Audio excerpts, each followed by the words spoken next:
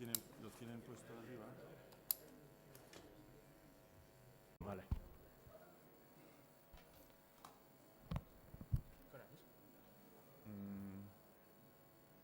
No veo nada. Es menos 25, o sea que ya empezamos. 36, sí. Ya llega David, si no, que chape la puerta. Dos segundos. Vamos a...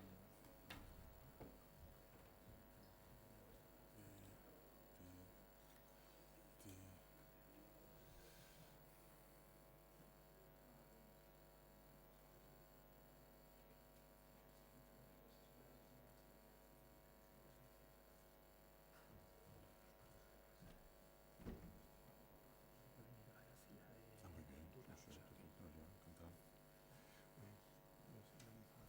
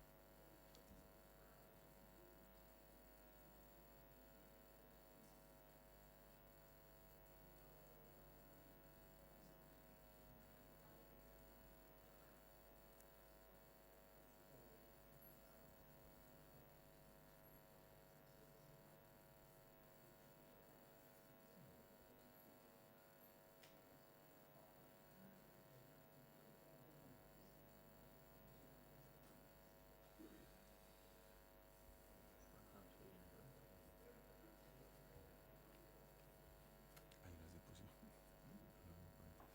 No me acuerdo cuánto era. Tres tripas, como contesto. Empezamos ya.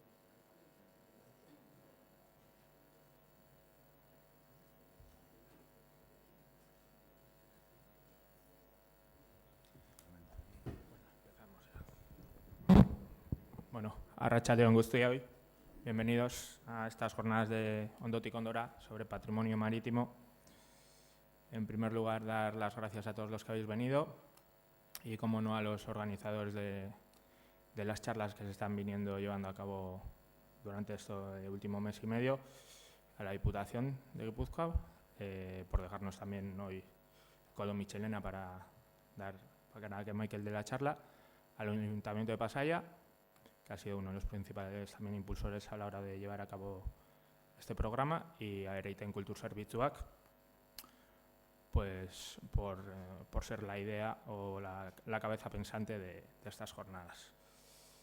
Bien, en esta ocasión, estas jornadas, o la que hoy se lleva a cabo, repite un poco más o menos la que el propio ponente dio hace varias semanas en Paseo San Pedro. Se estimó oportuno que, siendo un tema pues que llama la atención a mucha gente, pues se llevase a cabo tanto en Pasaia, que es donde estaban enfocadas las jornadas, como en Donosti.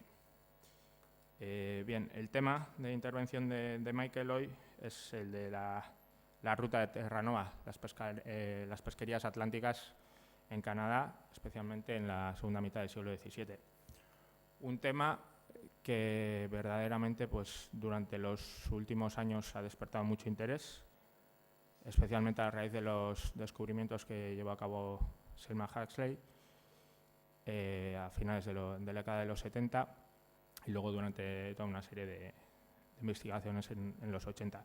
no fue un tema totalmente novedoso, puesto que pues, en la década de los 50, en los 60, pues también se llevaron diversas investigaciones a cabo sobre la, diríamos, no sé si el mito, la leyenda o la aventura pues fascinante de la caza de la ballena protagonizada por los vascos. Siendo una aventura para muchos apasionante, mucha épica, se ha hablado de la épica de la caza de la ballena, no debemos olvidar que esta caza, y especialmente pues, la que nos explicará Michael en torno a Terranova, no surge de la nada. En primer lugar, porque los vascos, ya desde la Baja Edad Media, a partir del siglo XIII, siglo XII, ya llevan a cabo esta serie de actividades, junto con, evidentemente, la pesca de bajura y luego otra serie de pesquerías más en altura, en Irlanda, en el sur de Inglaterra. No surge de la nada, en principio, por eso, y por otro punto que quizás dentro de lo que es el protagonismo que se le ha dado a los vascos, que es indudable, no debemos olvidar que todo el tema de Terranova, o todo el ámbito de Terranova, viene dado por ciertas expediciones protagonizadas por el italiano Giovanni Caboto a finales del siglo XV. Unas expediciones que, lejos de buscar una caza de la ballena, lo que se encuentran allí es cantidades ingentes de bacalao, y es a lo que se van a dedicar las primeras expediciones. Posteriormente, a medida que avanza el siglo XVI, en un primer momento pues, irán portugueses, normandos y bretones, pero luego los vascos, tanto los de Iparralde como los de Goalde, adquirirán un protagonismo fundamental en toda esta actividad. Bien, esta actividad de Terranova, sobre todo, a pesar de que tenemos unos primeros indicios a principios del siglo XVI, se irá acentuando durante la segunda mitad, especialmente cuando las guerras entre la corona castellana y la francesa pues, remitan un poco.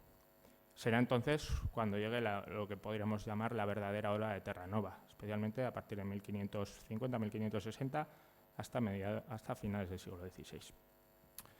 Bien, para hablar del tema, a pesar de esta introducción que estoy haciendo yo, no voy a hablar yo, va a hablar la persona que tengo aquí al lado, que es para nosotros un auténtico honor y un placer volverla a tenerle como ponente, que sin duda Michael Barham es uno de los principales investigadores, historiadores que han trabajado el tema, con permiso de su madre Selma Huxley, que es sin duda alguna diríamos, la piedra angular de todas las investigaciones que se han venido haciendo a partir de principios de los 80. No me voy a extender mucho, simplemente voy a trazar unas pequeñas líneas biográficas sobre Michael, que tanto por el nombre como por el apellido pensaréis que es de fuera, y evidentemente es canadiense. Estudió en Canadá, se licenció en Geografía en Canadá, pero también se doctoró en la prestigiosa Universidad de Cambridge, una tesis sobre la historia marítima de los vascos en los siglos XVI y XVII. Posteriormente ha cursado investigaciones postdoctorales tanto en Cambridge como en la Universidad del País Vasco, y ha participado en numerosos simposios, congresos, colaboraciones, siendo sus temas principales de investigación pues todo lo que rodea a la actividad pesquera de los vascos, tanto en bajura como en altura, tanto en Irlanda como en Canadá, y también incidiendo en el tema de la construcción naval. Pero sobre todo yo quería destacar, ya que estamos en unas jornadas sobre patrimonio marítimo, el papel que ha ejercido Michael o la importancia que le han concedido diversos organismos para que les asesoren los diversos proyectos. En primer lugar, por cercanía, pues ha sido asesor científico del Museo Naval de Donosti, ha sido asesor científico del Museo Marítimo Nacional de Inglaterra y también del Ministerio de Patrimonio Nacional de Canadá. En este sentido, como asesor científico contratado expresamente por el Gobierno de Canadá, me gustaría incidir en que ha sido uno de los principales baluartes para que el yacimiento de Red Bay, que hoy en día pues, también está en boga por la construcción de un barco que están haciendo. Ha sido, digo, una de las piedras angulares, uno de los soportes científicos desde el punto de vista histórico, para que ese sitio, en primer lugar, fuese un sitio histórico nacional, pues, estuviese dentro de la red de museos y de sitios históricos de Canadá entre 1996 y 2000, y luego ha ejercido también como asesor científico histórico para que ese sitio de Red Bay pues, se ha declarado Patrimonio de la Humanidad por la UNESCO, que se supone que el fallo, si no me equivoco, Michael, es en junio de este mismo año. Sí, sí. Y bueno, pues nada, es simplemente para que os hagáis una idea de que estamos ante un verdadero especialista en la materia y que porque conoce tanto la documentación de aquí como los restos hallados allí. No en vano, él también estuvo en las primeras expediciones arqueológicas que se hicieron en Red Bay en 1977. Y bueno, sin más, pues os dejo con Michael. Mi esker, Iago eta zuei etortzeagatik. Si no se oye bien, me decís, por favor. Voy a empezar con una cita de Andrea Navajero, que era embajador de Venecia acerca de Carlos V en 1528, principios del siglo XVI, que observó tras un viaje de Guipúzcoa, yendo de España a Francia, y cito: «Toda la tierra está muy poblada, no habiendo bosque ni montaña que no esté lleno de gente. Navegan mucho porque tienen muchos puertos y naves que hacen con poco gasto, por la abundancia de roble y de hierro de que disponen. Y la estrechez del lugar y la abundancia de gentes les fuerza a buscar su medro, su forma de vida, fuera de su patria. En esta tierra no hay vino y el trigo que se cría es poco, pero todo lo que traen por el mar de las más partes de España. La riqueza de esta tierra es el hierro y el acero de que hay tanta abundancia, que me han dado, por cierto, que entre Guipúzcoa y Vizcaya se saca de esto al año 800.000 ducados, que era una cantidad ingente de dinero. Hay algunos errores en la cita, no abarca todo y algunas de las cosas son un poco inciertas, pero al decir esto, Navajero resumía a su manera las bases de la pujante economía de las dos provincias costeras del País Vasco peninsular. A principios del siglo XVI, cuando Navajero recorría estas tierras, Vizcaya y Guipúzcoa habían llegado a formar una de las principales regiones comerciales e industriales de la península, presumiendo de potentes sectores de construcción naval, sector naviero, transporte marítimo, siderúrgico y de comercio a gran escala. Pero lo que al italiano se le olvidó decir es que en tiempos de su visita en 1528 existía igualmente en los puertos de Gualde una importante y altamente desarrollada industria pesquera, importancia que radicaba en su gran tamaño. Se usaban muchas embarcaciones mayores y menores y se daba empleo a un alto número de personas. También la importancia residía en que producía grandes capturas, en que generaba ingresos considerables y que estaba plenamente integrada en la economía de mercado. Además, la industria pesquera, aparte de esta pesquería de bajura, estuvo compuesta no solamente por esta pesca local, sino también por pesca de altura en aguas de Europa, en Irlanda, Inglaterra y el Cantábrico Occidental, como veremos en un momento. Las únicas observaciones que hizo Navajero sobre la pesca fueron que había una abundancia, y cito, de pescado de mar de todas clases muy bueno y cada especie de más grande que la de nuestra tierra, de Venecia, cual es un pequeño piropo, supongo, y que en San Sebastián se pescan en algunas épocas del año ballenas, al igual que en Bayona. No es sorprendente que esta actividad ballenera le llamara la atención, dado que aún en la Europa del siglo XVI, tan solo los vascos realizaban una caza comercial de ballenas a gran escala. Por supuesto que había un aprovechamiento de ballenas, por ejemplo, en Escandinavia, pero no era una caza comercial como se había desarrollado aquí durante el medievo y ya en el XVI, ¿no? Bien, entonces me voy a centrar en lo de trama, pero quería hacer 4 comentarios acerca de la bajura y de la actividad en Europa.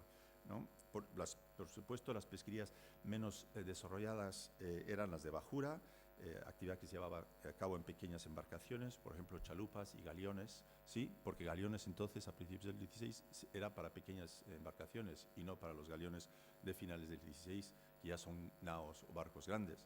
Pero aunque fuera una actividad, digamos, que requería relativamente poco capital, había una abundancia de peces y en menor medida de ballenas, y una demanda considerable de pescado y de productos derivados de ballenas. Y por lo tanto, este sector ocupó un elevado número de hombres en todos los puertos de la costa. Y durante el medievo se había ido desarrollando lo que podíamos llamar un año pescador. El pescador quiere llenar su año de actividad pesquera, no quiere estar parado. Y ya para el siglo XVI, esta pesca de bajura gira en torno a 5 grandes pesquerías estacionales. Una pesquería veraniega y otoñal de atún, 2 pesquerías de congrio y de sardina, una pesquería de besugo y una de merluza. Especies que se conservaban por medio de salazón, porque hacía falta para comercializar el pescado que estuviese preservado de alguna forma. Y aunque a finales del 16 también se introdujeron el escabecheo para el besugo. Entonces había este año pescador en torno a estas 5 pesquerías para la comercialización de los productos que no solo eran para el mercado del costero vasco, sino también para el hinterland vasco y, por supuesto, para el interior de la península, ¿no? Aragón, Navarra, Castilla. Y hablaré un poco en relación a Terranova con la pesca de cetáceos en la costa, que se llevaba aquí, que era una actividad estacional entre octubre y marzo, debido a la migración de las ballenas del norte a sur, de aguas del Ártico, al norte de Noruega, hacia Marruecos, norte-sur estacional cada año. Hay que darse cuenta, hay que retener que ya para el 16 no tenemos muchos datos para el medievo, pero para el siglo XVI quizás se cazaban solamente unas 5 ballenas en cada puerto al año, poquísimas, unas 40 al año en el litoral. Hay que retener esto en la cabeza. Bien, y además de esta actividad de bajura, como he dicho, había una actividad de pesca en Europa, de altura en Europa, que era más desarrollada y giraba en torno a 3 pesquerías. Una pesquería en Irlanda, para merluza, congrio y arenque, desde el verano hasta diciembre, son bastantes meses. En segundo lugar, una activa caza de cetáceos en las costas de Cantabria, Asturias y Galicia, que llamaré generalmente el noroeste español para ser más conciso, que duraba de octubre a marzo, es la misma especie que se caza que la de aquí, por lo tanto la temporada es la misma, y el método de caza es la misma, es una caza de ballena costera con chalupas, pero desde los puertos del noroeste español, ¿no? A la vista de la costa. Y una tercera pesquería en aguas del suroeste de Inglaterra, en Devon y Cornualles, de primavera a otoño, ¿no? Cabe destacar que estas expediciones pesqueras eran muy distintas a las de la pesquería de bajura, que estaban organizadas y controladas por las cofradías. Estas otras pesquerías europeas estaban en manos de mercaderes y empresarios y armadores de naos. Eran viajes de mayor envergadura, en tanto que se hacían en barcos mayores, que las tripulaciones eran más grandes y que se necesitaban más materiales y provisiones. Requerían, por lo tanto, mayores capitales, su organización era más compleja y duraban mucho más tiempo, ya que algunas tripulaciones permanecían fuera 5 o 6 meses. Y como tal, y ahora llego a Terranova, estos viajes pesqueros y balleneros a Irlanda, las pesquerías en Inglaterra y el Cantábrico oriental, fueron precursores de estas expediciones que estaban a punto de surgir a la época de Navajero, el italiano, del veneciano de las expediciones transatlánticas de Terranova.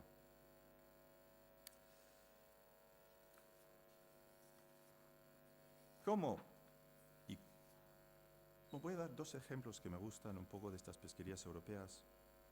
Vemos que además los acercan a San Sebastián. En 1544, una nao de San Sebastián, la Catalina, fletada por un Juanes de Zaldívar, pero propiedad de otros donostiarras, es afletado, es alquilado para la caza de ballenas en Burela, en Galicia, y los armadores han de cargar a bordo, y cito, gente, provisiones, mantenimientos, sal, barricas, cabos, arpueros, calderas, arpones, todo lo demás que fuere menester para la dicha pesca, cuanto 6 chalupas del pescar hubieren menester, que es lo que luego veremos llevaban a bordo normalmente los galeones a Terranova. Y dado que Burela era un puerto poco seguro, iba a pasar el invierno esta nao como almacén flotante en Ribadeo, pero cuando fue llevada a ese puerto, y mientras que el capitán del barco estaba en tierra pidiendo licencia al mayordomo del conde de Ribadeo para poder dejarlo en su puerto, porque era un puerto de señorío, el barco, la nao tocó fondo y se perdió. Es una de las, casi incontables naos que están, que tenemos documentadas en el litoral, ¿no?, del Cantábrico. Otro bonito ejemplo que nos acerca a la realidad humana de estos viajes es de 20 o 30 años antes, a principios del 16, 1511, una nao de Lequeitio, a Santa Marina, que fue fletada para la pesca de Irlanda, y debía llevar a bordo las vituallas, los materiales de pesca, incluyendo 6 pinazas de pescar merluzas y una de matar sardinas. Desde Lequeitio el barco había de navegar, como era usual, a La Rochelle para tomar la sal, porque no se producía sal, no había salinas en la costa vasca, y desde La Rochelle había de ir a Irlanda hasta el día de Navidad, conviviendo, por supuesto, y a veces mal conviviendo con los irlandeses. Habiendo transcurrido esa muy larga estancia en Irlanda, el barco debía poner entonces rumbo a Cádiz,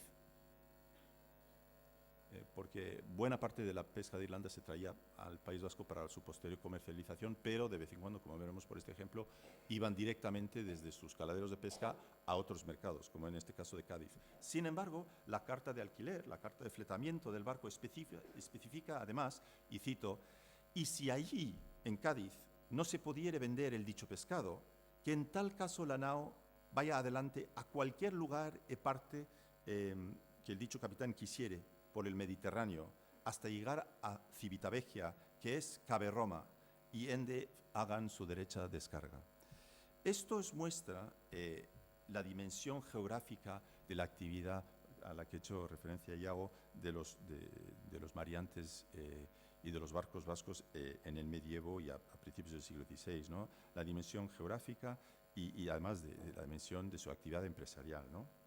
Y es en este contexto de pesquerías de bajura y de altura en Europa que surgen las primeras expediciones a Terranova.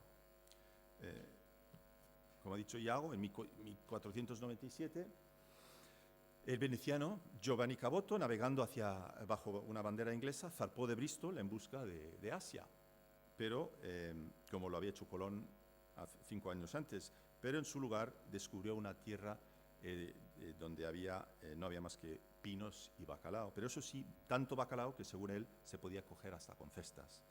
Y este descubrimiento iba a añadir una dimensión totalmente nueva a la actividad pesquera vasca en los siglos XVI y XVII, bueno, de hecho a toda la actividad pesquera europea. Porque ya para 1515, armadores y pescadores portugueses, normandos y bretones habían establecido una modesta pero regular pesquería veraniega de bacalao en puertos de lo que hoy día es la costa atlántica de Canadá, lo que se denominaba entonces Terranova o la costa de Bacalao o la isla de Bacalao, que es una zona grande de 2.000 kilómetros. De hoy en día incluye pues, Nueva Escocia, la zona este de Quebec, la isla, lo que es hoy en día la isla de Terranova y Labrador, ¿no? Y ya para la década de 1520 se habían unido a ellos algunos bacaladeros vascos. Pero durante esa década del 20 solamente hubo contados viajes vascos. ¿Y por qué? Bueno, debido sobre todo a que había muy pocos pilotos familiarizados con la nueva ruta transatlántica. Todos los pilotos a los que se pagaba muy bien eran un poco como los astronautas, ¿no? Yo decía, hay muy pocas personas que son capaces de navegar, digamos, entre comillas, un transbordador hacia el espacio, y lo mismo para estas nuevas rutas desconocidas hacia Terranova. Y esto se ve claramente reflejado en la documentación, que cobran mucho estos pilotos, siempre, pero en estas fechas aún más. También hay una relativamente pequeña participación de los arranzales de aquí en esta nueva pesquería de bacalao, debido a que están metidos en muchos otros asuntos marítimos. Hemos visto, están en Irlanda, están en Inglaterra, están en el Cantábrico occidental. También están de lleno metidos en las nuevas rutas que se están abriendo desde Sevilla hacia las Indias, ¿no? O sea, hay una participación fuerte por parte de barcos marineros y empresarios vascos en la apertura de las colonias españolas, ¿no? Y en tercer lugar, una pequeña participación porque toda la década de 1520 estuvo dominada por guerras entre Francia y España, y por lo tanto entre los súbditos de la corona de España y de Francia, y por lo tanto entre los aranzales de Egualde y de Iparralde. Estos viajes no eran para la captura de ballenas, sino como de bacalao, como las pioneras expediciones francesas y portuguesas. Pero no, está claro que los marineros vascos, que tenían su larga trayectoria y experiencia de caza ballena aquí en este litoral y en el resto del Cantábrico, no tardaron en darse cuenta de la abundancia de cetáceos en Terranova en general. Ya que los dos primeros viajes conocidos del País Vasco hacia esa parte del Nuevo Mundo en la que se practicó la captura de ballenas datan de 1530 a 1531. Pero estas campañas no fueron solamente para la caza de ballenas, sino son pequeñas expediciones experimentales en que los armadores, porque estos son viajes comerciales, están tanteando, están experimentando qué tipos de pesquería o qué tipos de recursos marinos pueden explotar en Terranova, ¿no? Entonces, los barcos están pescando bacalao y cazando alguna ballena que otra. De hecho, el viaje del 1530 traen algo de ballena, pero no ballena derritida en aceite de ballena, que luego sería el propósito de los viajes, sino simplemente carne de ballena sin alas ni cola, para consumo humano, carne en salmuera en barricas, porque que además no hacía falta llevar todo el material para producir aceite de ballena. Sin embargo, el año siguiente la expedición sí parece ser que hay una cierta producción de aceite de ballena, pero sigue siendo una expedición mixta, pequeña por bacalao y por ballena. No sabemos exactamente dónde. Terranova tiene 2.000 kilómetros, como he dicho. Y lo interesante de este viaje es, como era costumbre, había sido costumbre durante siglos, pues van a coger la sal a La Rochelle para la conservación, la preservación del bacalao, y a la vuelta no vuelven al País Vasco, sino que vuelven a Irlanda. ¿Y por qué?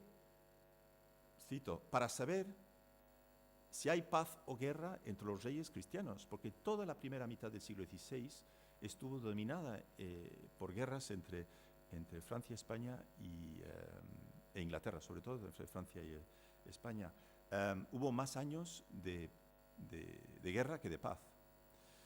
Y esto condicionó mucho la actividad marítima, por supuesto.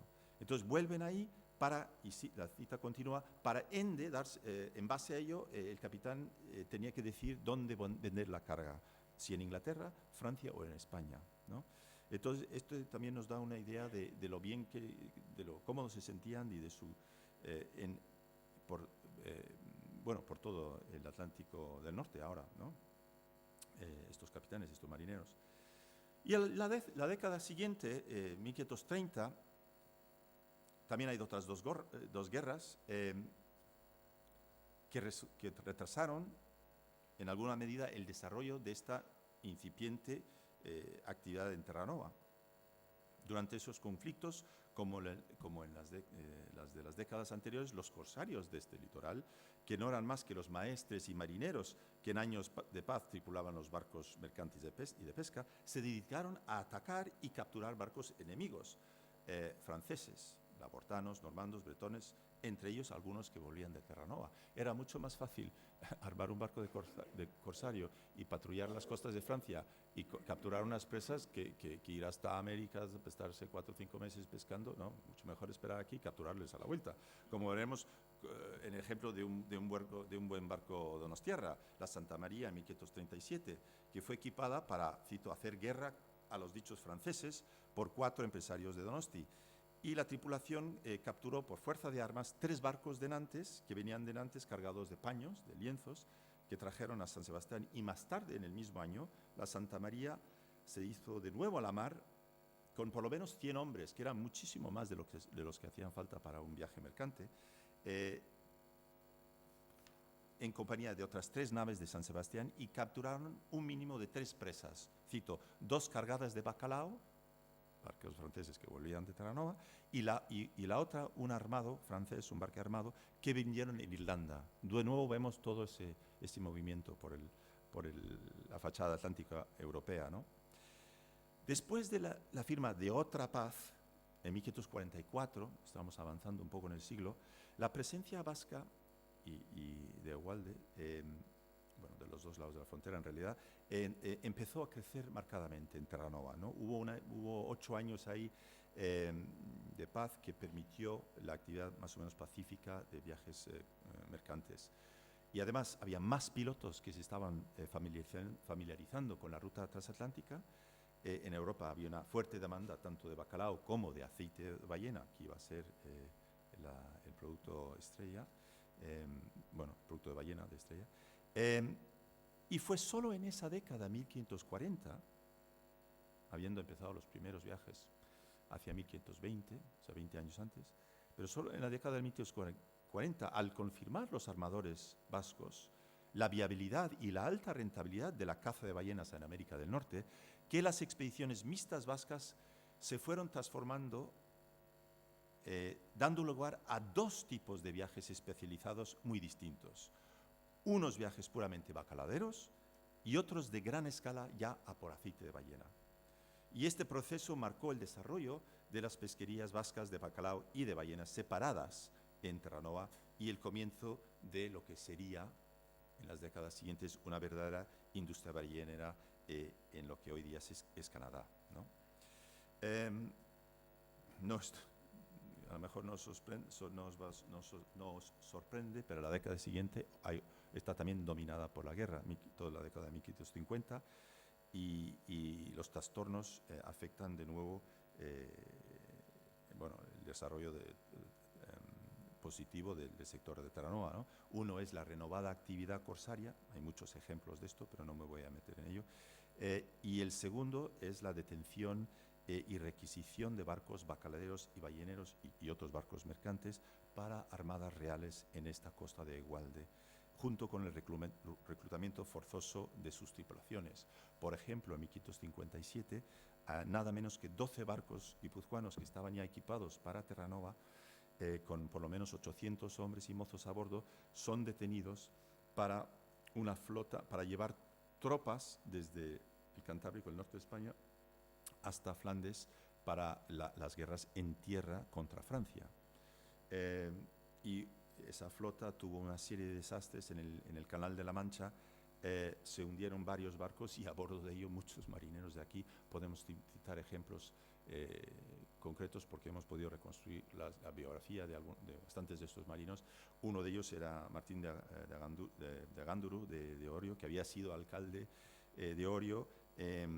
Había sido uno de los pioneros de la costa de aquí en Terranova, porque le tenemos documentado ya en 1534, o sea, 20 años antes, en Terranova, y al año anterior había estado en el estrecho de Belle-Île, precisamente en el puerto de Red Bay, del que hablaremos, y él fallece, como otros muchos. Son ejemplos ya de humanos, ¿no? de estas pesquerías y de los eventos, ¿no? que ocurren. Bien, por fin se firma una paz en 1559, digamos 1560, que es más fácil si redondeamos las cifras, que puso por fin a la rivalidad que había existido hasta entonces entre las dos dinastías en Francia y en España, que habían dominado toda la primera mitad del siglo XVI, como he dicho. Y ese periodo abrió unos 25 años de poco conflicto en el Atlántico, que para España duraría 2 décadas y media, hasta 1585, durante el cual pudieron florecer tanto la pesca como el comercio marítimo. Y fue en ese cuarto de siglo que las pesquerías de Egualde en Terranova alcanzaron su apogeo. En los mejores años, la flota de Egualde contó con alrededor de 40 barcos, 20-25 fletados para la pesca del bacalao y 15 o 20 para la caza de ballenas, sin contar los de Iparralde. En ellos embarcaban unos 2.000-2.500 hombres, que era una bastante alta proporción de los mariantes de la costa, de los pescadores de la costa. Y de ahí surgiría la primera pesquería de ballenas a escala industrial en Canadá, en Terranova, antes incluso de la fundación de Canadá, por supuesto. Bien. Iba a ir pasando, pero no lo he hecho, algunos documentos para que pudieseis ver un poco las fuentes que manejamos los historiadores para la reconstrucción de lo que os he estado contando, ¿no? Estos son de un archivo guipuzcoano, esto es del Archivo General de Guipúzcoa.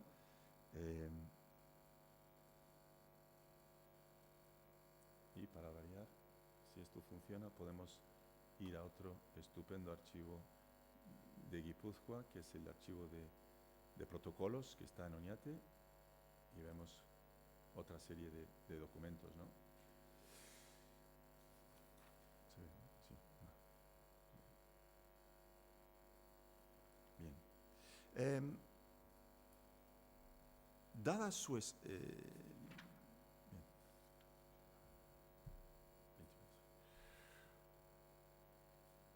Dada su escala, las pesquerías de bacalao y de ballena en Terranova fueron una parte importante e integral de la economía y de la vida en las comunidades costeras, incluso del interior del País Vasco, creando empleo y riqueza, por supuesto, y dando lugar a historias de aventuras,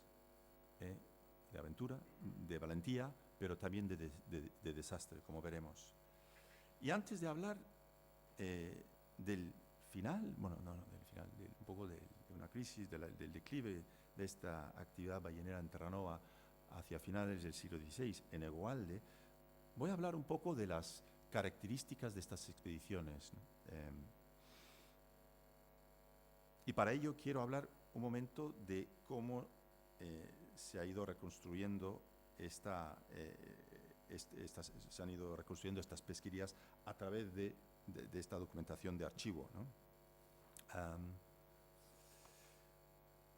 A todo esto hay que señalar que cuando llegan a su apogeo las pesquerías de bacalao y de ballena a mediados, en ese cuarto de siglo, 1560-1585,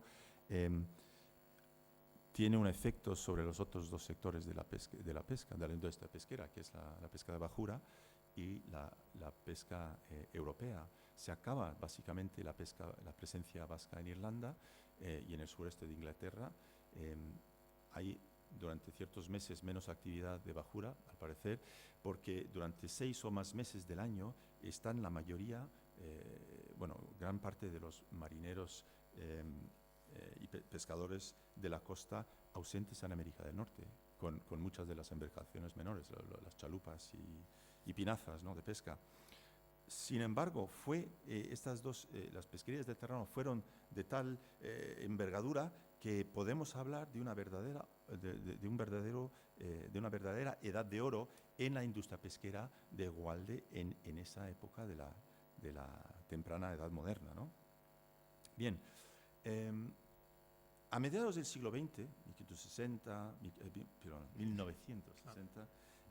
1970, los historiadores canadienses, vascos, españoles, franceses, reconocían que durante el siglo XVI, tanto bacaladeros como balleneros vascos habían estado en Terranova. Se había escrito muchísimo desde el siglo XIX, en francés, en español, en inglés, pero en general se hablaba de una presencia vasca en América del Norte, pero apenas se sabía nada concreto y documentado de su presencia en el Nuevo Mundo. Y ahora sabemos que la razón de ello es que nadie había accedido realmente a los principales archivos donde ahora sabemos hay una documentación ingente sobre el tema, ¿no? Y ahora entonces esto voy a relacionar un poco con uno de los puertos principales que ha mencionado Iago, de Red Bay, que va a ser, que ha sido propuesto por el gobierno de Canadá para su nombramiento como Patrimonio de la Humanidad de la UNESCO. Entonces, en 1972 llega aquí la historiadora canadiense Selma Huxley. Había estado aquí en 1956 con su marido, que había hecho una tesis sobre los caseríos vascos. Y bueno, él muere y ella, por A o por B o por C, Z, llega aquí en 1972 con la idea de intentar buscar en los archivos documentación, ver si existe documentación sobre la presencia vasca en Canadá. Había estado trabajando los años anteriores en Canadá sobre la presencia francesa en el siglo XVIII, y entre ellos se había encontrado evidentemente muchos nombres de vascos de Iparralde en colonias de la Nueva Francia en el siglo XVIII en Canadá, pero se había interesado, porque había estado en el País Vasco, por una relación anterior, ¿no? En los siglos anteriores, XVII y XVI. Entonces llega aquí, pide una beca al gobierno de Canadá, al Ministerio de Cultura y tal, para hacer esto, y al llegar aquí en barco, recibe una carta diciendo, denegándole la beca, porque se suponía que toda esa investigación ya se había hecho. Ya el año anterior había aparecido un libro en francés diciendo que el autor decía que había investigado todos los archivos y básicamente ya estaba todo hecho. Entonces ella empieza a mover, se sustenta dando clases de inglés, etcétera, etcétera, y empieza a meterse en los archivos, y poco a poco fue descubriendo lo que no se esperaba. Eran miles de documentos de este tipo que no habían sido utilizados para estudiar el tema de los vascos en América del Norte. Archivos vascos, pero también en el resto de la península, ¿no? Y ahí encontró documentación municipal, parroquial, judicial, de administración central, de todo tipo, con muchísima información sobre la presencia vasca en Terranova en el siglo XVI y XVII, en los siglos XVI y XVII. ¿Qué tipo de documentos? Pues cartas de fletamiento, de los que os he hablado, cartas de alquiler, cartas de contratación de marineros, compra de víveres, compra-venta de materiales, el aspecto organizativo de los viajes. También pleitos sobre ballenas que habían sido robadas en Terranova por unos balleneros a otros, etcétera, etcétera. Y también documentos originales escritos por los aranzales en Terranova en el siglo XVI, que son hasta ahora los documentos originales más antiguos escritos en lo que hoy día es Canadá, ¿no? Y esta documentación le fue revelando a Huxley que efectivamente había habido una pesquería, aparte de una pesquería de bacalao, una pesquería intensiva de ballenas en Terranova. Y la documentación fue mostrando que había sido una industria ballenera, y no solo en Terranova, si siempre hablaban de la Gran Bahía, la ballena, Gran Bahía. Y entonces, y de ciertos puertos en la Gran Bahía. Entonces hacía falta determinar dónde estaba la Gran Bahía en esos 2.000 kilómetros. Y pudo determinar que el gran centro de esa, con planos antiguos de las bibliotecas nacionales de París y de Londres, donde aparecían los nombres antiguos que aparecían en los documentos, pudo reconstruir el puzzle, digamos, y determinar que el gran centro de la industria ballenera, descarto por ahora la pesca del bacalao, había sido que la Gran Bahía coincida con lo que hoy día es el estrecho de Belle-Île, que separa Terranova de Labrador. Vamos a ver si podemos ver ahora.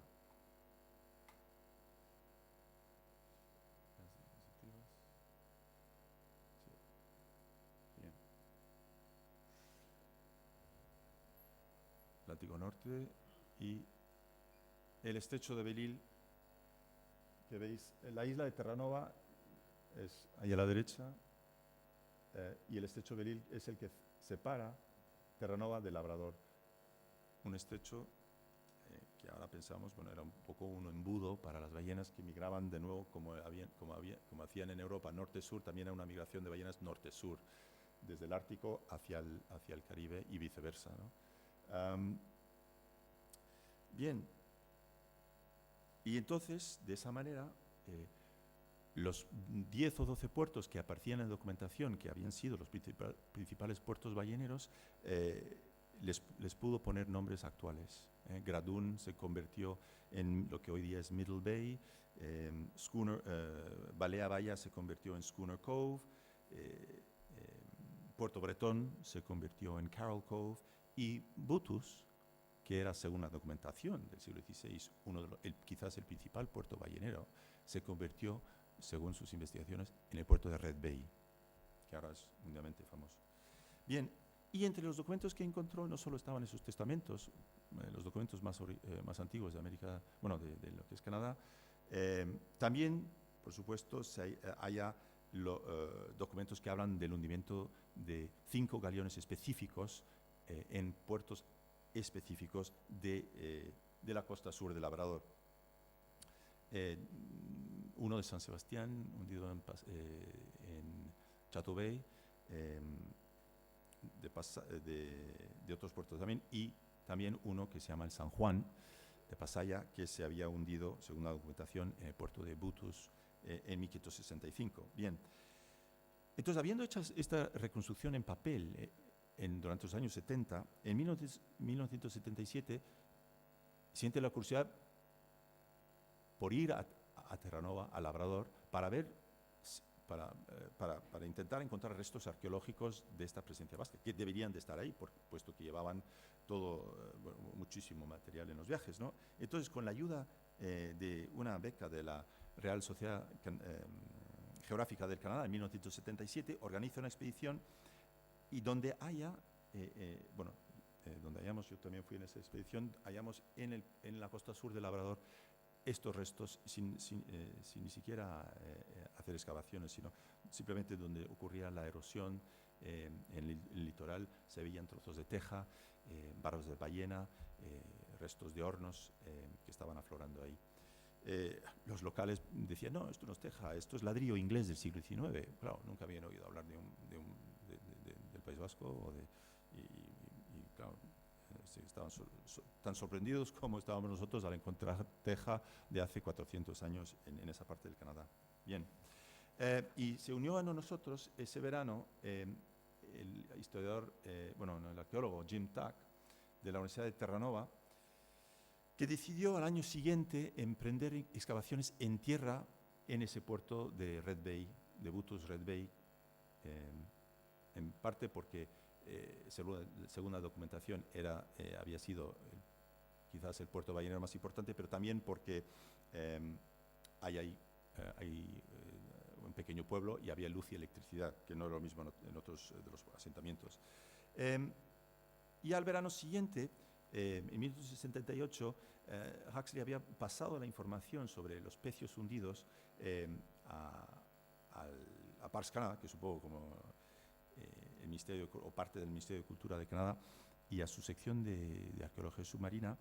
Y en el 1978 siguiendo la información, los detalles proporcionados por ella, un equipo de buceadores bajo Robert Guilnier fue a Red Bay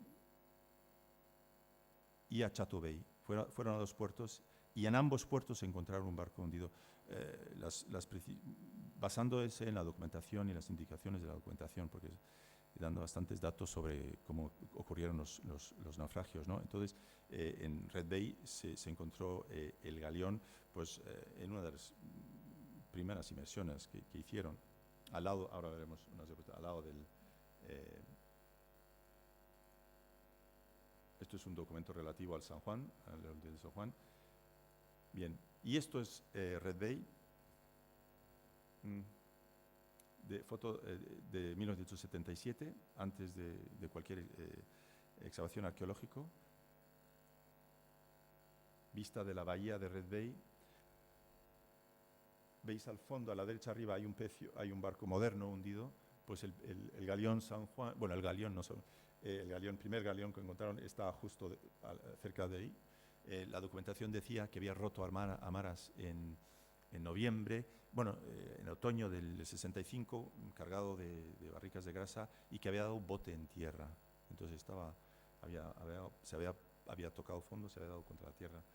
Bien, y estas son las tejas, las famosas tejas que encontramos, que si se reconstruyen son iguales que las tejas antiguas que encontramos todavía en los caseríos, son iguales, se ven las marcas de cómo están hechas a mano, ¿no? Un arpón que se encontró en el primer año del 77, justo en la prospección del primer año, y Red Bay antes de los 20 años de excavación que vendrían después, ¿no? El galeón está hundido justo cerca de aquí, de las boyas estas, en aguas. Bien, y aquí veis ya 2 o 3 años después, donde se ancló esta gabarra encima del galeón para facilitar la excavación, y delante, aquí abajo, un montón de tejas rojas, tejas que se usaban para cubrir los hornos que se habían hecho en tierra para derretir la grasa de ballena, ¿no? Y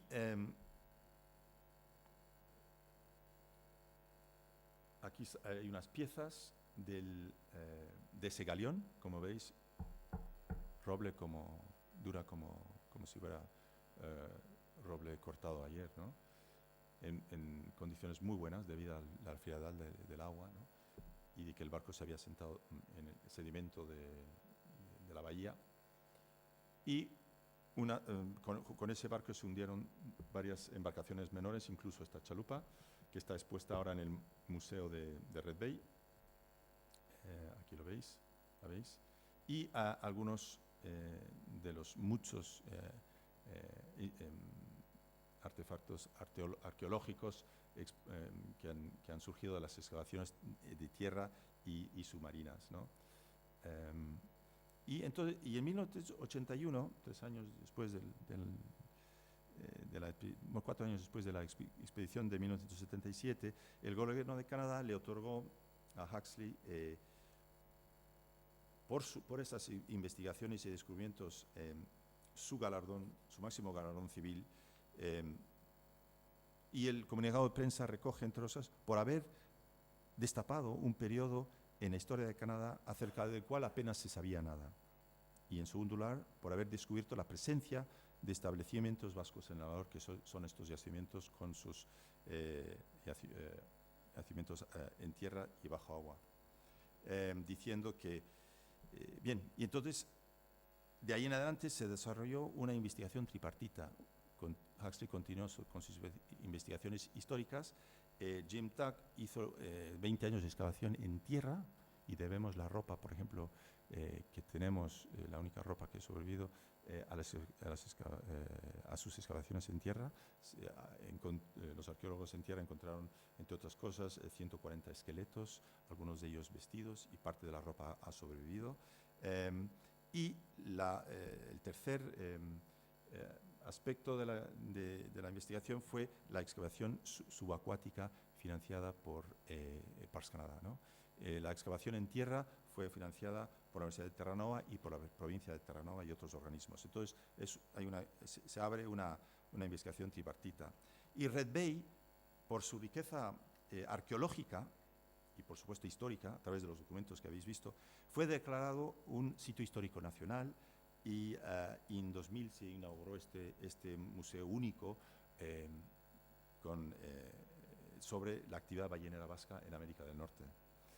Además, como he dicho yo, se ha presentado este yacimiento único, el Red Bay, para su nombramiento como Patrimonio de la Humanidad, porque hay, aparte de los restos en tierra, hay 4 pecios contados hasta ahora, ¿no? Bien, y estos hechos están recogidos en el informe que ha presentado el Gobierno de Canadá a la UNESCO, ¿no? Bien, me temo que me he alargado un poco, pero vamos a ponerle buena cara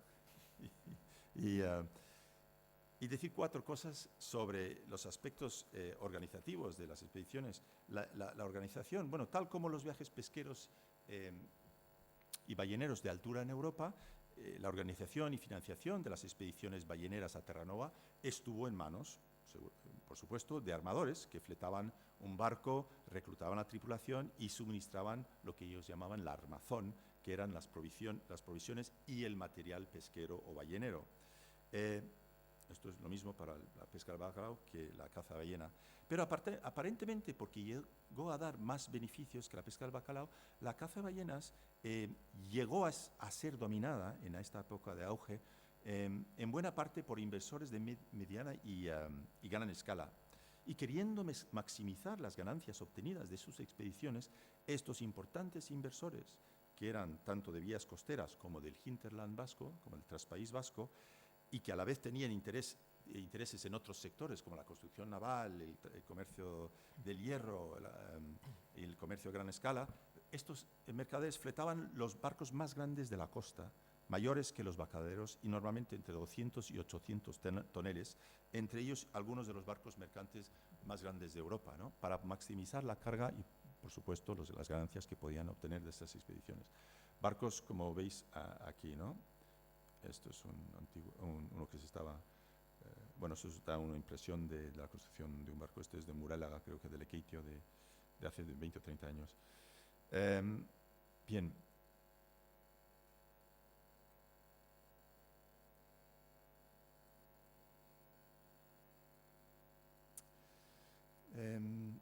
Sí.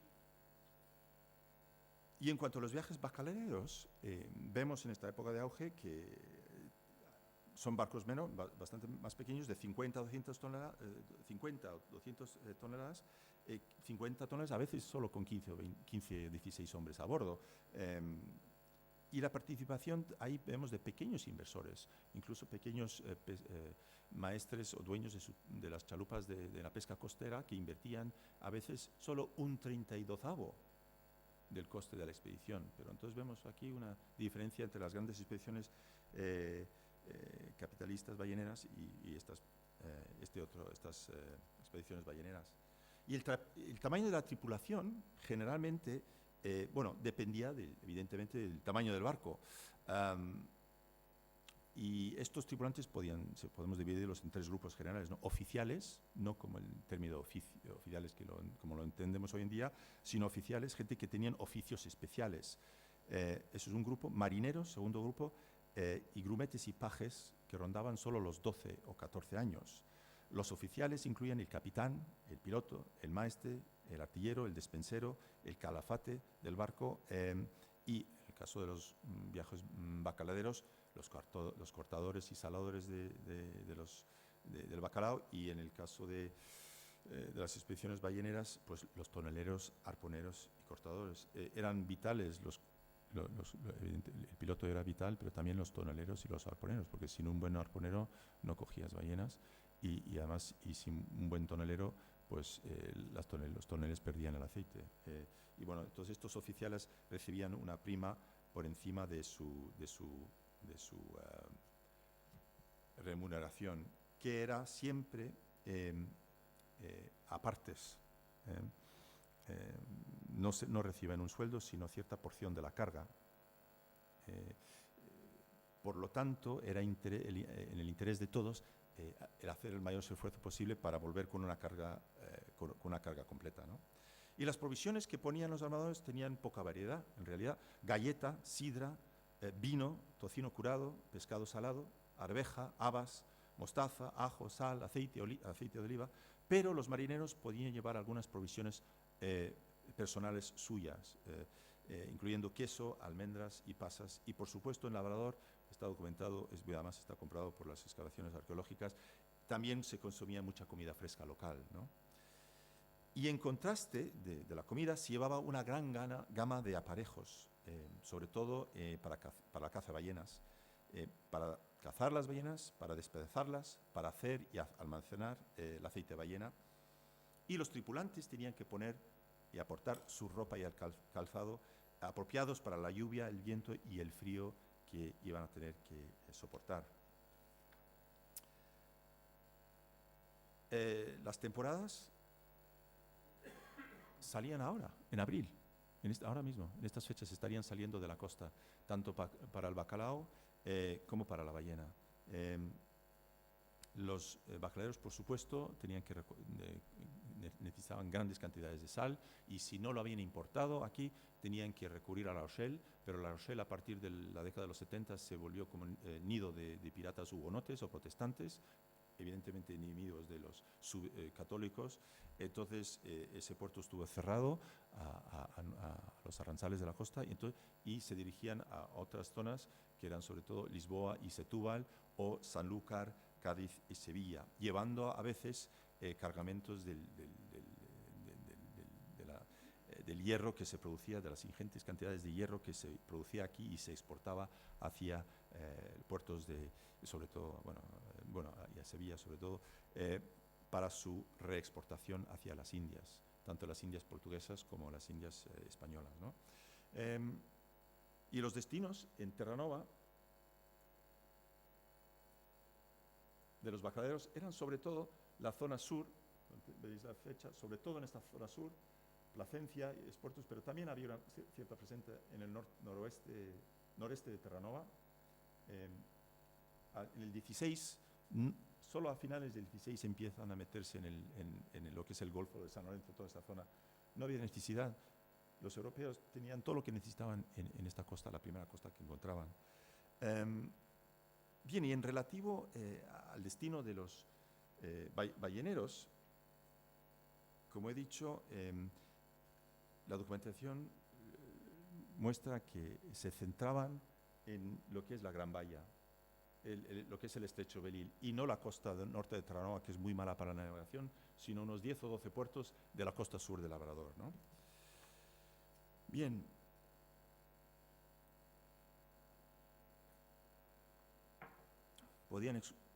Antes de zarpar podían ocurrir desastres. En 1571, por ejemplo, se hunden 2 barcos nada más salir al puerto de Pasajes. Se dan en el Higuer de Hondarribia y se hunden. En 1572 se quema otro nao en Donosti justo antes de salir.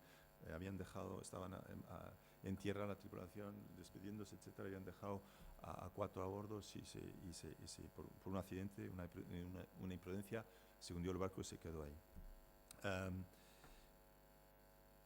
La travesía de los balleneros era hacia el noroeste español, hacia Asturias, y directo hacia el paralelo 52, que es el estrecho Belle-Île. Curiosamente está en el mismo paralelo que Londres, aunque el clima es distinto por las corrientes, y no se beneficia de la corriente del Golfo como el Reino Unido, ¿no? Y hay documentos que dicen que no se dan la vuelta aun si rompen un mástil, ¿no? Para no perder la pesca. Como he dicho, van todos a partes y entonces quieren llegar a las pesquerías, ¿no? Bien. La duración de las campañas. Voy a hablar 2 segundos sobre los balleneros. Van más balleneros, se cazan más ballenas, y ya empiezan a faltar, a escasear ballenas.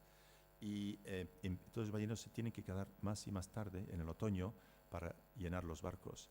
Y en ese contexto, que la nao San Juan de 1565, que se hunde en el puerto de Red Bay, se carga finalmente, hace una carga llena hacia noviembre y sufre una de las violentas tempestades otoñales del Labrador y se queda hundido ahí. Otro barco de Bilbao llega a Bilbao el 20 de diciembre, queriendo decir que salió a mediados de noviembre de ahí. Eso es mediados de los 60. Hay otro caso, el primer caso de un barco que casi se queda congelado en un puerto, no se quedó, fue el año siguiente. Ahí tenemos toda la documentación de cómo tuvieron, porque cuando empieza el aeropuerto, claro, no se forma hielo de inmediato, el agua del mar empieza a cuajarse como un yogur, y solo después de un periodo se hielan, sí. Pero si el agua se cuaja suficientemente, no puede salir el galeón. Y este barco, los marineros tuvieron que abrirse paso entre este cuajo que se estaba formando para sacar el galeón en 1566 desde otro puerto, el puerto de Chateo. Esto es Red Bay. Esto es el puerto de Chateo, de donde salió la nao Concepción en 1565. Cruzando el Atlántico, una tormenta terrible, tiraron barricas de aceite de ballena valiosísimas al agua, hicieron invocaciones a Dios, prometieron romerías y se salvaban, y llegan a Europa por fin. ¿Pero dónde llegan? A Cascais, a la entrada de Lisboa, ¿no? Y lo primero que hacen es bajarse del barco e ir a la ermita, a la iglesia de Cascais, a rendir, a rezar y a cumplir sus promesas, ¿no? Entran en Lisboa, hacen reparaciones, etc. Todo es un periplo, llegan por fin al País Vasco y van, como han prometido, a Iciar, a hacer la romería, y luego el maestro, el capitán, va a Aránzazu con aceite de ballena, y eso no era inusual, porque tanto la Virgen de Iciar y, conocéis de sobra la importancia de la Virgen de Iciar y de la Virgen de Aránzazu, ¿no?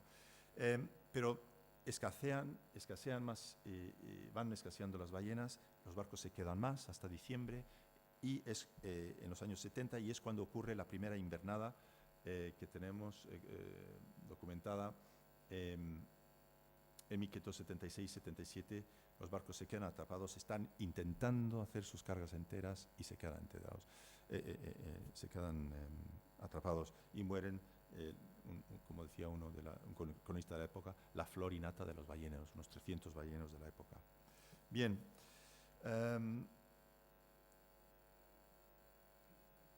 y es en ese contexto que surge uno de los documentos, uno de los testamentos escritos en Labrador en 1577, probablemente de uno de esos marineros que falleció a causa de esa invernada. En Labrador, ¿qué es lo que hacen? Viven a bordo. Los barcos son almacenes, pero también, digamos, pensiones flotantes durante la temporada. No se usan para la caza de ballena, la caza se hace al igual que aquí, desde la costa, en las pequeñas chalupas. Construyen en tierra las tonelerías y los hornos para derretir el aceite, la gasa de ballena, de la cual se obtiene el aceite de ballena, ¿no? Un trabajo duro. La vida de los balleneros no era tan mala, pero el trabajo es duro y a menudo en condiciones adversas, sobre todo ahora en los años 70, 80, que se están quedando ya hasta diciembre. Por ejemplo, la Nochebuena de 1584, un ballenero moribundo de Orio, Juanes de Chániz, dictó su testamento, otro testamento original, escrito en Canadá, que existe en los archivos de aquí, muere a bordo, o dicta su testamento a bordo del barco en el puerto bretón de Labrador. Era medianoche de Nochebuena del 84, cuando algunos compañeros suyos dormían en la nave, fatigados del puro trabajo, y otros en tierra aún estaban derritiendo ballenas para hacer sahín. Mientras tanto, aquí en la costa vasca, las mujeres criaban a sus hijos y trabajaban en distintos oficios, en el campo, manipulando pescado, remolcando a remo y lastrando barcos, e incluso como empresarias marítimas. Esperaban a la vuelta de sus hombres sin saber si regresarían. Y si el marido moría durante la expedición y su mujer era su testamentaria, ella tenía que cumplir las mandas del testamento, como lo hizo la viuda de Chániz, ¿no? También había todo un aspecto de contacto con indígenas. No me voy a tardar meter en ese asunto, pero está también documentado la cohabitación amigable con los Innu, los montañés, en la costa sur del Labrador, pero la relación conflictiva con los esquimaos, los inuit, los esquimales que bajaban del norte del Labrador hacia esa zona, ¿no? Y esta fue la primera pesquería de ballenas a escala industrial, cazando 400 ballenas más o menos por temporada. Cuando he dicho que cogían 40 aquí en una temporada, son 10 veces más. 10 veces, os da una idea de la escala, ¿no? Y con esa industria ballena del Nuevo Mundo, los vascos confirmaron su condición sin igual como pioneros de la caza de cetáceos y consolidaron más o menos, su casi monopolio sobre el suministro de aceite de ballena para los mercados de Europa. Mercados que algunos barcos volvían directamente a Londres, Amberes, Lisboa, pero la mayoría regresaban a los puertos del Cantábrico para descarga y posterior comercialización del valioso líquido, ¿no? Creo que voy a poner más o menos punto final ahora. Tenía 10 minutos sobre el declive. Surgen guerras, los resumo. Surge en 1585, España e Inglaterra entran en guerra, entonces se desata una guerra que duraría 20 años, casi una generación, y que iba a afectar de forma muy contundente a la actividad pesquera de Goalde en Terranova, debido al embargo de naves para las flotas, cada vez más numerosas flotas del rey de España, y debido también al reclutamiento forzoso de los marineros para tripular para las armadas, ¿no? Y lo interesante es que en esa coyuntura negativa para las pesquerías de Terranova, de Goalde, permite, digamos, un despegue todavía mayor de las pesquerías en Iparralde, y entonces vemos cómo llevan un poco ya la delantera a principios del 17 en Terranova. Y es en esa coyuntura que mercaderes de Londres, que llevaban ya 20 años queriéndose meter en la industria ballenera del Labrador, pero no lo habían conseguido, descubren, las potencias del norte de Europa, Dinamarca, Inglaterra, Holanda, están intentando buscar rutas hacia China, hacia Asia, para el comercio de China, por el norte, pero no encuentran el camino, encuentran hielo, pero encuentran otras islas como el archipiélago de Spitsbergen, Svalbard, y descubren ballenas ahí a principios del siglo XVII, y se dan cuenta que pueden montar una industria ballenera ahí, y para ello contratan a balleneros de la costa vasca. Y de esa forma se rompe el monopolio que había existido en el siglo XVI, que había estado en manos de los vascos, y poco a poco aprenden los holandeses y los ingleses usando tripulaciones de chalupas vascas que los llevan a bordo de sus naos, y aprenden de ellos las técnicas de cazar ballenas. Y estas imágenes son de un diario de a bordo principios del siglo XVII, precisamente escrito en inglés del XVII, en el que él habla de los basques que había llevado a bordo, los vascos que habían llevado a bordo para enseñarles las técnicas, ¿no? Creo que eran 20 o 21 marineros, tripulaciones de unas 3 chalupas, ¿no? No hay premio, esto es una ballena, pero son acuarelas, un poco son fotografías de la época, ¿no? Vemos el método de caza de ballena, las chalupas listas a apornear la ballena ya aporneada, remolcada hacia tierra para ser pelada, digamos, como pelamos una naranja, quitando la grasa, la van girando al lado de la nao, porque es muy difícil subir una ballena a tierra. Entonces la giran a bordo al lado de la nao, y van quitando grandes trozos de la grasa que tiene esta espesura, y luego remolcan estos grandes trozos de grasa a tierra, las suben, y la chicotean, la cortan en pedazos pequeños y ya se derrite, ¿no? Y entonces así se rompe el monopolio ballenero vasco del siglo XVI que había existido en Terranova, y al mismo tiempo hay un declive en la industria ballenera en Labrador por falta de cetáceos. Está claro que ya esa es la razón. Vemos barcos que vuelven con la mitad de la carga, lo cual nunca había ocurrido en la época de auge, ¿no? Y digamos, estos huesos de ballena que están en el puerto de Red Bay, que tienen ya ahora casi 500 años, son, digamos, testigos silenciosos de lo que fue esa primera industria ballenera mundial en Canadá, antes de la fundación de Canadá. Bueno, Mia Esker, creo que voy a terminar con esto. Si hay preguntas, luego ya... Sí.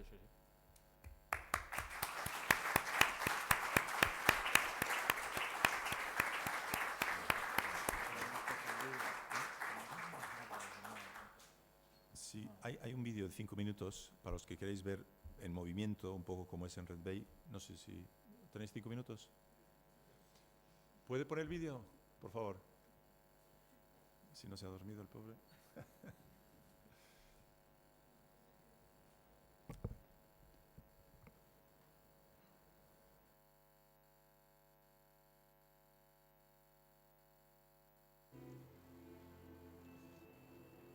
En 1560 comenzó la época dorada de la empresa ballenera vasca.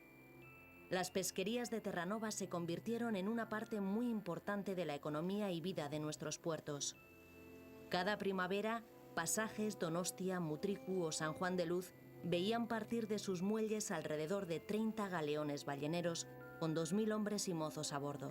El viaje hasta Canadá duraba alrededor de 6 semanas.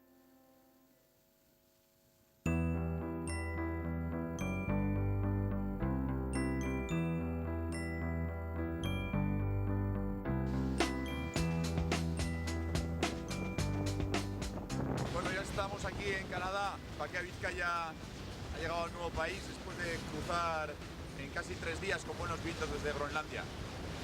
Eso sí, hemos tenido una noche muy complicada, con vientos fuertes, con icebergs, con bruma, pero ya veis cómo nos recibe Canadá. Rodeamos la costa para adentrarnos en el estrecho de Belle Isle, la franja de mar que separa el Labrador de la isla de Terranova. Los vascos la llamaban Gran Bahía. Aquí establecieron sus principales bases balleneras en unos 12 puertos. Uno de los más importantes fue el puerto de Butes, hoy conocido como Red Bay. Allí nos dirigimos. Chateo, Puerto Bretón, Sembrero y Gradún fueron otros de los enclaves donde nuestros arrantzales trabajaron en la industria ballenera del siglo XVI.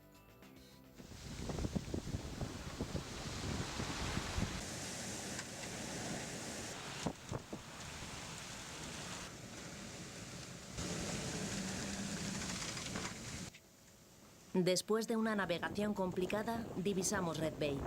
Desde lo lejos no es gran cosa, unas pocas casas diseminadas y mucha tranquilidad.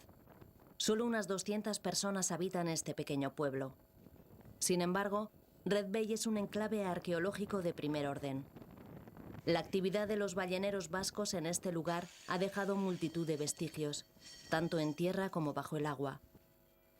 Llegar a un lugar como este nos hace sentir un poco como si estuviéramos en casa. Aprovechamos el sol para secar la ropa y airear mantas. Después, echamos los pies a tierra para conocer a fondo este lugar único para los vascos.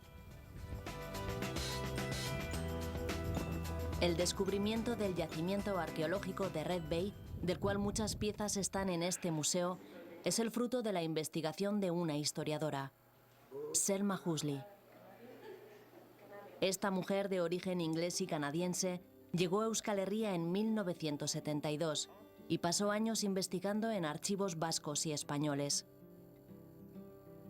Descubrió miles de documentos que demostraban, además de la pesquería de bacalao, la existencia de una gran industria ballenera vasca en Terranova. Aquellos documentos citaban los antiguos nombres de los puertos a los que se dirigían nuestros balleneros, nombres que ya no existen, pero que Huxley consiguió relacionar con enclaves actuales de la costa sur del Labrador.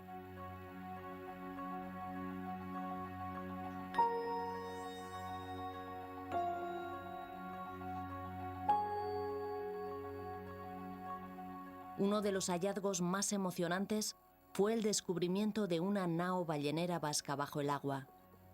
Los datos apuntan a que podría ser la nao San Juan de Pasaya, hundida en Red Bay en 1565.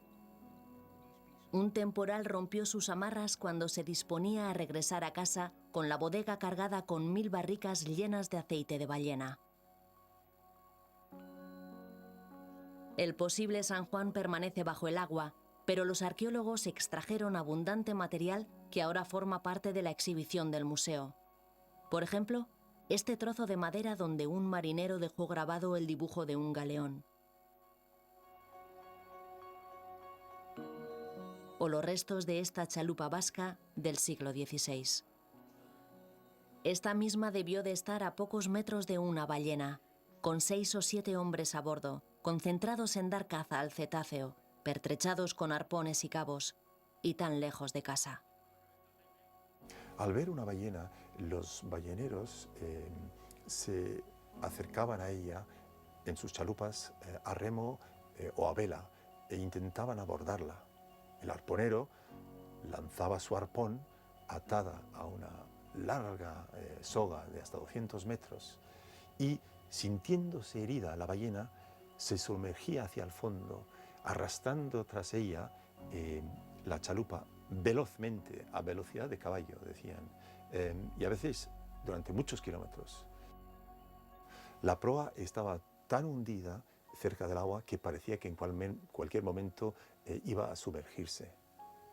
Y este proceso podía durar horas, hasta que la ballena se rindiera y fuese muerta al final con lanzas sangraderas.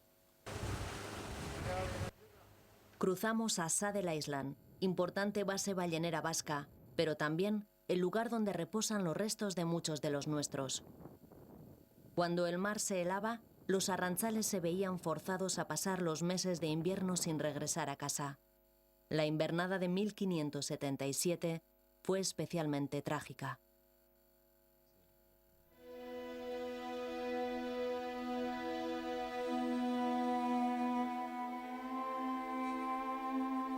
Hay un testamento de un ballenero de Orio, Juan Martínez de Larrume, redactado el 22 de junio de 1577, y es muy probable que Larrume sea uno de los 140 esqueletos de balleneros vascos que se han encontrado en Saddle Island.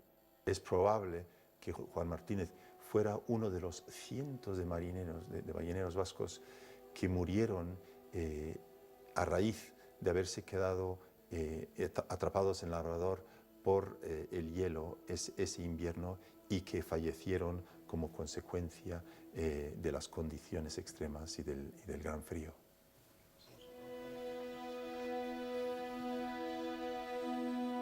Otro de los testamentos que alberga el Archivo Histórico de Protocolos de Guipúzcoa, en Oñati, es el del oriotarra Joanes de Echaniz, muerto en la Nochebuena de 1584 en Labrador.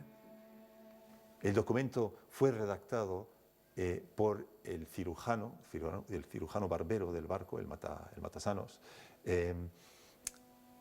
a medianoche.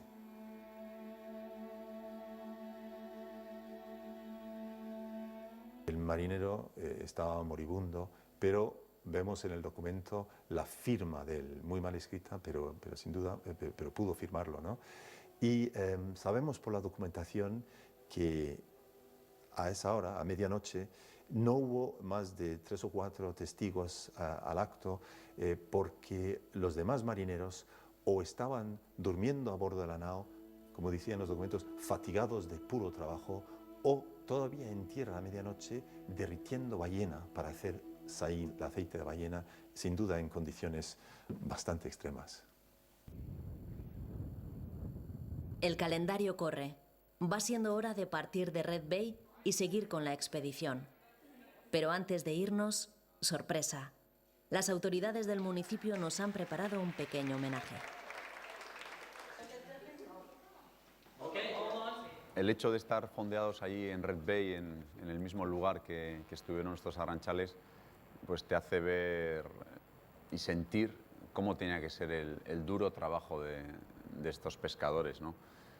Pero por otra parte también nos llevamos un dato muy claro. A finales del siglo XVI, alrededor de 20.000 ballenas habían sido cazadas por ellos, con lo que esto supone para el desarrollo y la supervivencia de cualquier especie, ¿no? Lo que no he dicho antes es que este es parte del vídeo del Paquea de Vizcaya y del Unai Basurgo, su capitán Unai Basurgo.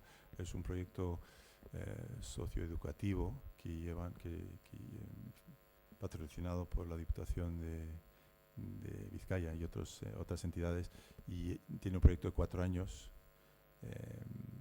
Pasan miles de niños por su base en el puerto de Guecho, con la idea de darles a conocer y concienciarlos hacia el mundo marítimo y el cuidado del medio ambiente, sobre todo de los mares, ¿no? Y han hecho 3 expediciones. La primera fue al Cabo Norte, la segunda fue esta expedición a Groenlandia, y luego la parte de Terranova y Labrador, digamos, siguiendo los pasos de los arrantzales vascos. Y ahora, como igual habéis leído en la prensa, acaban de volver de un periplo de 6 meses en la Antártida, y harán también un vídeo sobre su expedición y la experiencia de ese viaje, ¿no? Pero esto es parte del vídeo de la expedición de Groenlandia y Terranova. Y simplemente una anécdota: ese testamento del Orriotado de 1584, de Nochebuena, es a bordo de una nave de San Sebastián. O sea, ¿dónde está presente todo esto, no? Bien. Bueno, ez dakit denbora kagun galderantzako, David. Behatziak dira. Aquí, que quiera hacer alguna pregunta. Bueno, son las 9. Alguna ya dejaremos.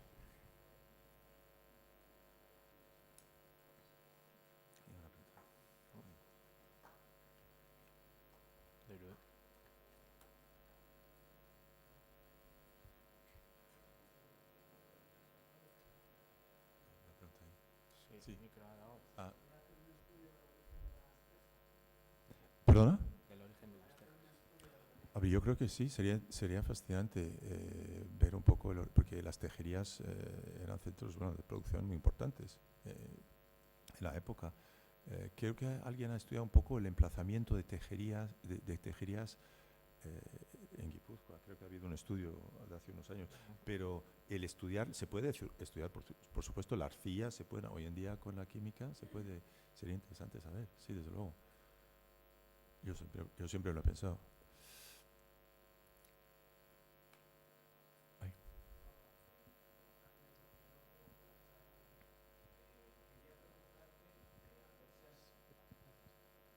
Bueno, lo primero, gracias por la charla que nos has dado, que me ha parecido muy interesante. Bueno, yo estoy trabajando en un máster y mi tema de investigación va muy en la línea de lo que tú estás investigando, y por eso me ha parecido tan cercano.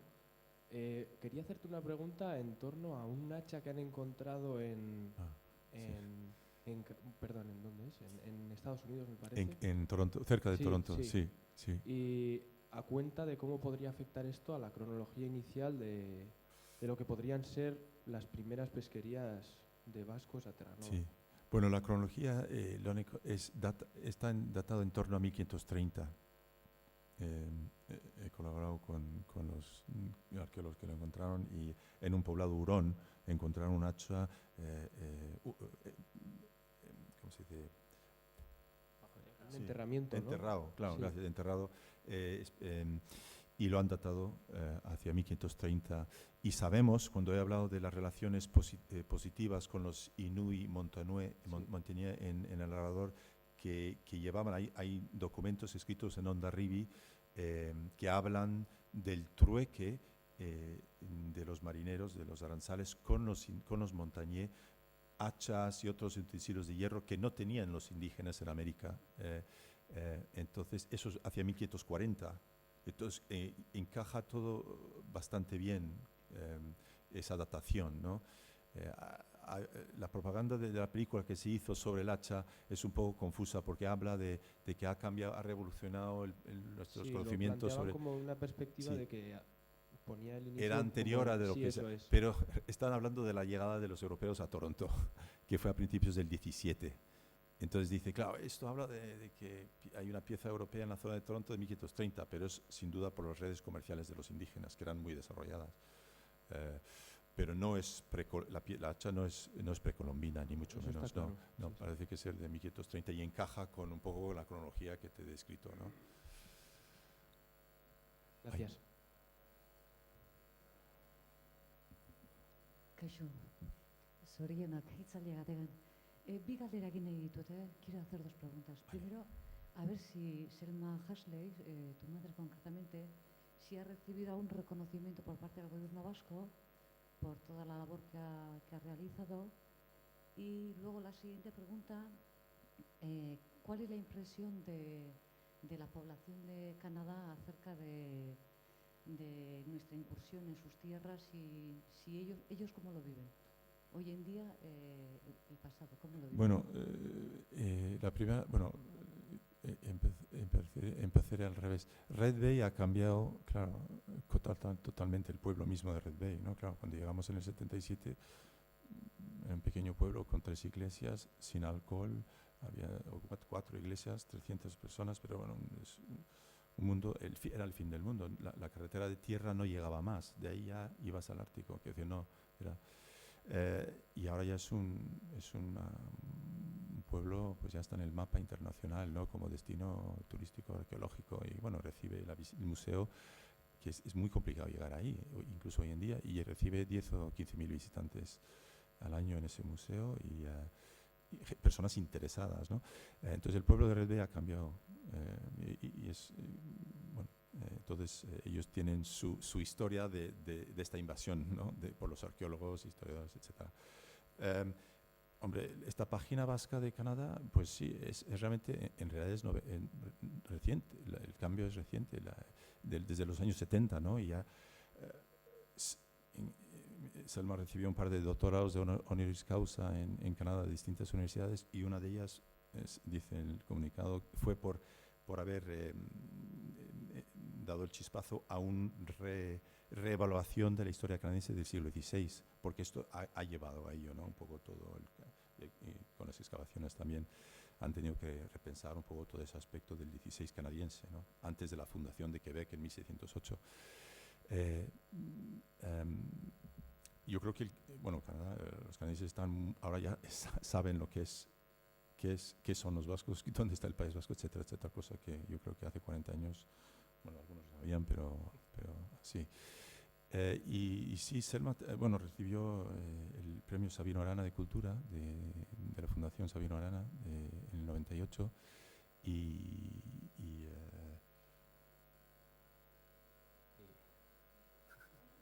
la Federación de Castolas de Vizcaya. Los vizcaínos son muy amables. Por su contribución un poco con otros, incluso el Museo Naval de Donosti, por su relación, por su trabajo con el mar, ¿no? El euskera, la cultura vasca y relacionado con el mar. Hace 2 años en Bermeo había el tema del mar, ¿no? El Ibilaldia de ese año. Y en Bilbao le hicieron un cónsul honorario de Bilbao, la única mujer que ha sido cónsul honorario de Bilbao. Sí. Pero ella está, bueno, yo creo que cuando empiezas un proyecto nunca sabes dónde va a terminar. De hecho, empezó esto, ya te digo, no recibió la ayuda que había pedido, una pequeña beca, porque se pensaba que todo esto ya se había hecho. Es que es paradójico, ¿no? Pero bueno, la cosa ha llevado a la construcción, por ejemplo, de este proyecto 2016, que es la reconstrucción de UNAO en Donosti, que quiere ser la embajadora móvil de la ciudad de San Sebastián en Europa, ¿no? Entonces son ya cosas que no se habían esperado en su día, ¿no? Pero yo creo que está es muy positiva, está encantada de ver tantos spin-offs, ¿no? Positivos.